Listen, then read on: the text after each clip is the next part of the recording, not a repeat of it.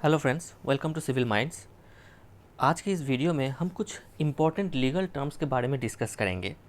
अगर आप कोई लॉ एंट्रेंस एग्ज़ाम के लिए प्रिपरेशन कर रहे हो, चाहे जैसे कि क्लैट, स्लैट या AILAT या फिर DULLB, कोई भी यूनिवर्सिटी की लॉ एंट्रेंस एग्ज़ाम के लिए प्रिपरेशन कर रहे हो, तो आपके लिए ये जानना बहुत ही ज़रूरी है, क्योंकि ये जो इम्पोर्टेंट लीगल टर्म्स है ये काफ़ी फ्रिक्वेंटली क्वेश्चंस में आते हैं और काफ़ी सारे क्वेश्चंस इसमें से आते हैं। तो ये एक ऐसा पोर्शन है जहाँ पे आप फुल मार्क्स अचीव कर सकते हो। तो दोस्तों, मेरा नाम है नंदन दत्ता और मैं हूँ BTech in genetic engineering and LLB honours. मैं UPSC सिविल सर्विस के लिए पढ़ा रहा हूँ पिछले कुछ सालों से। तो आज के इस वीडियो में हम इम्पॉर्टेंट लीगल टर्म्स के बारे में डिस्कस करेंगे।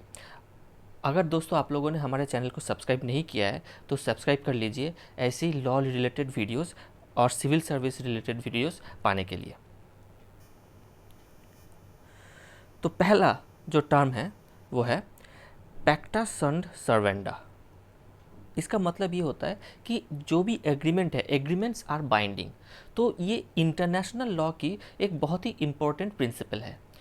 अब दोस्तों, आप लोगों को पता होगा कि इंटरनेशनल लॉ को बहुत सारे जो ज्यूरिस्ट हैं वो पूरी तरह से प्रॉपरली लॉ नहीं मानते, क्योंकि जो थ्योरी है कि व्हाट इज़ लॉ।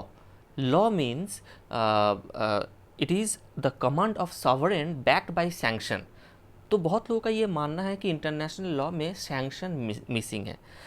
तो इंटरनेशनल लॉ मेनली चलता है between by the agreement between all the nations, and nations are the member in an international community, चाहे वो यूनाइटेड नेशन हो या फिर कोई भी दूसरे इंटरनेशनल ऑर्गेनाइजेशन हो।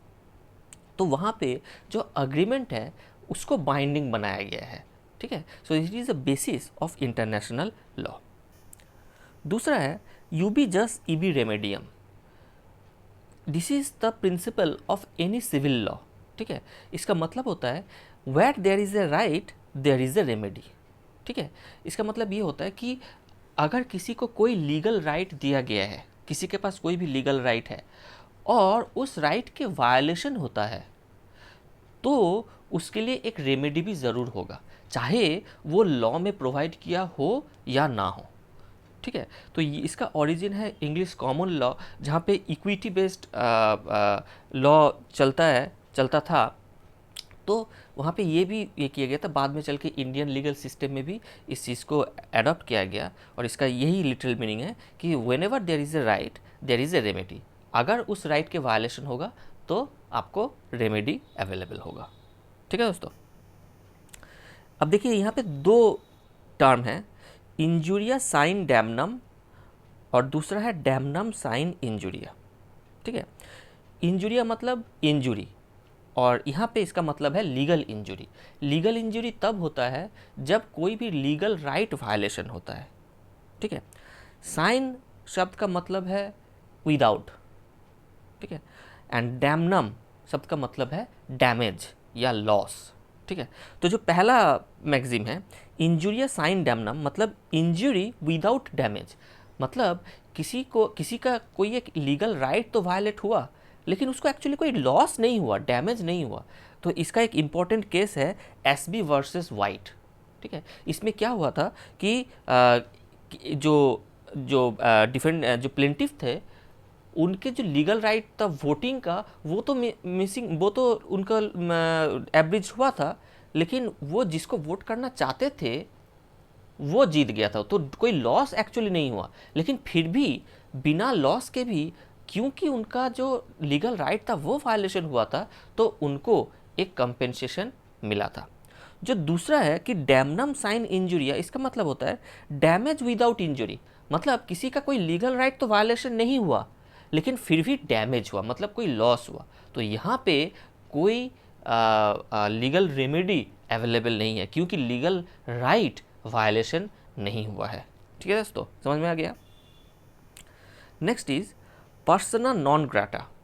It means a person unwanted. जब ये भी इंटरनेशनल लॉ की एक मैगजीम है। ठीक है, जब किसी भी पर्सन को दूसरे कंट्री में एंट्री करने से अलाउ नहीं किया जाता है, ठीक है, तब उसको कहा जाता है पर्सना नॉन ग्रेटा।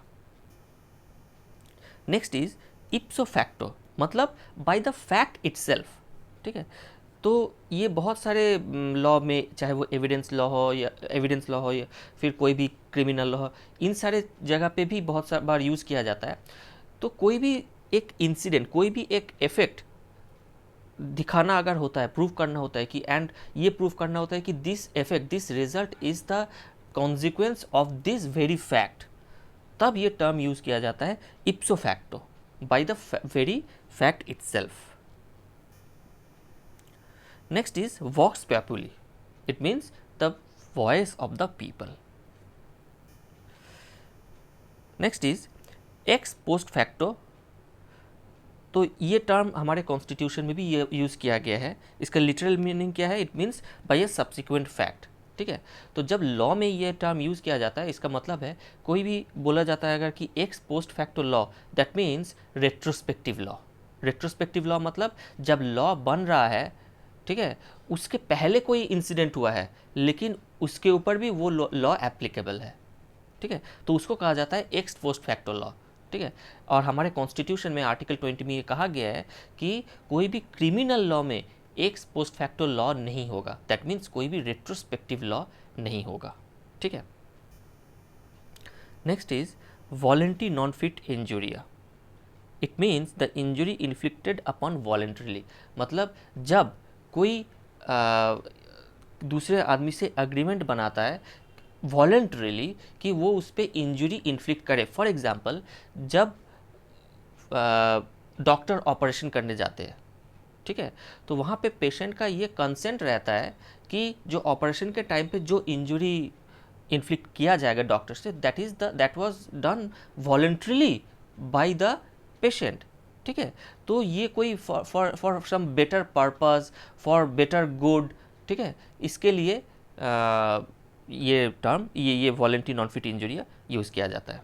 ठीक है, नेक्स्ट इज रेस जुडिकेटा, मतलब the material which has been adjudicated upon, मतलब कोई भी एक केस, कोई भी एक इशू, कोई भी एक मैटर अगर जुडिशियली डिसीजन ले जा चुका है तो फिर सेम मैटर पे फिर से केस फाइल नहीं होगा, फिर से जुडिशियरी दूसरा कोई डिसीजन नहीं लेगा। ठीक है, इस टर्म का यही मतलब है।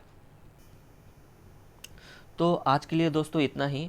हम और भी ऐसे बहुत सारे वीडियोस पब्लिश करेंगे जिसमें और भी डिफरेंट इंपॉर्टेंट लीगल टर्म्स के बारे में हम डिस्कस करेंगे। थैंक यू दोस्तों।